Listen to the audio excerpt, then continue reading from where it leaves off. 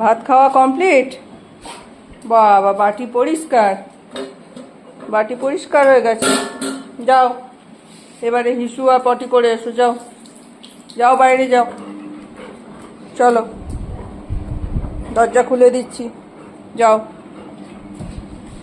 যাও যাও, ওখানে নয়, বাথরুমে নয়। বাথরুমে করবে? বাবা, তুমি ভদ্র ছেলে। বালতিতে জল খেতে হবে? হুম,